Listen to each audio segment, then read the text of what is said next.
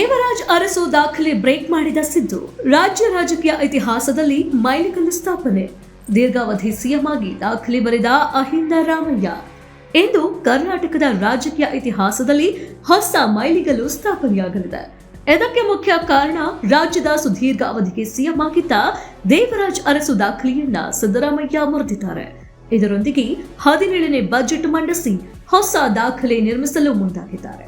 ಸಿದ್ದರಾಮಯ್ಯ ಎಂಬ ಹೆಸರೇ ಒಂದು ಬ್ರ್ಯಾಂಡ್.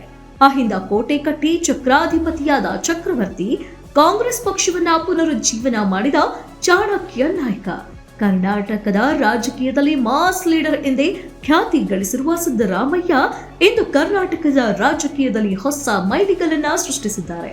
ಭಾಗ್ಯಗಳ ಭಾಗ್ಯದಾತ ಎಂದೇ ಕರೆಯುವ ಸಿದ್ದರಾಮಯ್ಯ ದೀರ್ಘಾವಧಿ ಸಿಎಂ ಎಂಬ ಹೊಸ ದಾಖಲೆ ಬರೆದಿದ್ದಾರೆ. ರಾಜ್ಯದ ದೀರ್ಘಾವಧಿ ಸಿಎಂ ಎಂಬ ಹೆಗ್ಗಳಿಕೆಗೆ ಸಿಎಂ ಸಿದ್ದರಾಮಯ್ಯ ಪಾತ್ರರಾಗಿದ್ದಾರೆ. ದಿವಂಗತ ದೇವರಾಜ್ ಅರಸು ಬಳಿಕ ರಾಜ್ಯದಲ್ಲಿ ಅತಿ ದೀರ್ಘಾವಧಿ ಮುಖ್ಯಮಂತ್ರಿ ಆಗಿ ಆಡಳಿತ ನಡೆಸಿದ ಕೀರ್ತಿ ಸಿದ್ದರಾಮಯ್ಯನವರಿಗೆ ಸಲ್ಲುತ್ತದೆ. ಅಹಿಂದ ಶಕ್ತಿಯ ಪರಿಕಲ್ಪನೆಯ ಜನ್ಮದಾತ ಅರಸು ಆದ್ರೆ ಅದೇ ಅಹಿಂದ ಪರಿಕಲ್ಪನೆಯ ಮೂಲಕ ರಾಜಕಾರಣ ಮಾಡಿ ಅಹಿಂದ ನಾಯಕನಾಗಿ ಏಕಚಕ್ರಾಧಿಪತ್ಯ ಸ್ಥಾಪಿಸಿ ಆ ವರ್ಗಗಳ ಪ್ರಶ್ನಾತೀತ ನಾಯಕರಾಗಿ ಹೊರಹೊಮ್ಮಿದ್ದು ಮಾತ್ರ ಸಿದ್ದರಾಮಯ್ಯ.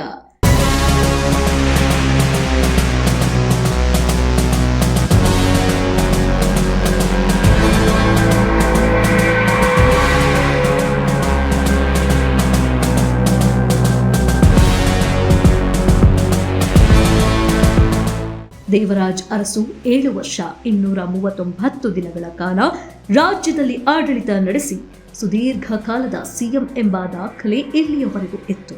ಆದರೆ ಇಂದಿನಿಂದ ಆ ದಾಖಲೆ ಸಿಎಂ ಸಿದ್ದರಾಮಯ್ಯನವರ ಪಾಲಾಗಿದೆ. ಅರಸು ಅವರು ಮಾರ್ಕ್ ಸಿದ್ಧಾಂತ ಪ್ರಭಾವ ಇದ್ರೆ ಸಿದ್ದರಾಮಯ್ಯ ಅವರಿಗೆ ಲೋಹಿಯ ಸಿದ್ಧಾಂತ ಪ್ರಭಾವಿಸಿತ್ತು. ಈ ಇಬ್ಬರು ನಾಯಕರು ಕಾಂಗ್ರೆಸ್ನಲ್ಲಿ ಧ್ರುವ ತಾರೆಗಳಾಗಿ ಉಳಿದಿದ್ದಾರೆ. ಸಾಮಾಜಿಕ ಅನ್ಯಾಯದ ಮೇಲೆ ಉಳುವವನೇ ಹೊಲದೊಡಿಯ ಎಂಬ ಕ್ರಾಂತಿ ಅರಸು ಕಾರಣರಾದ್ರೆ ಬಡವರಿಗೆ ಅನ್ನಭಾಗ್ಯ ಕೊಟ್ಟು ಸಿದ್ದರಾಮಯ್ಯ ಅನ್ನರಾಮಯ್ಯ ಆಗಿದ್ದಾರೆ. ಸಿದ್ದರಾಮಯ್ಯನವರ ಆಡಳಿತದ ಅನುಭವ, ಜನಮನ್ನಣೆ, ಜನಮಾನಸ ನಾಯಕರಾಗಿ ಉಳಿದುಕೊಂಡಿದೆ.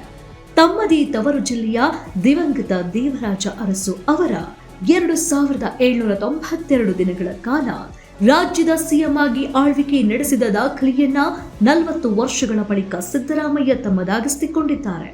ಇನ್ನು ದಾಖಲೆಯ 16 ಬಾರಿ ಬಜೆಟ್ ಮಾಡಿರುವುದು ಸಹ ಮತ್ತೊಂದು ದಾಖಲೆಯಾಗಿದೆ.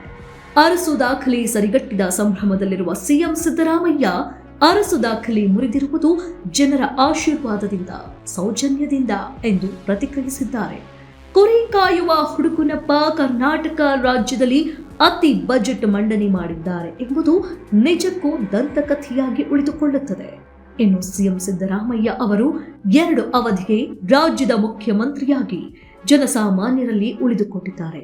ಒಟ್ಟಾರೆ ಸಿದ್ದರಾಮಯ್ಯನವರೇ ಸಾಟಿ ಎಂಬುದನ್ನ ಮತ್ತೊಮ್ಮೆ ಮಗದೊಮ್ಮೆ ಸಾಬೀತು ಮಾಡುತ್ತಲೇ ಬಂದಿದ್ದಾರೆ.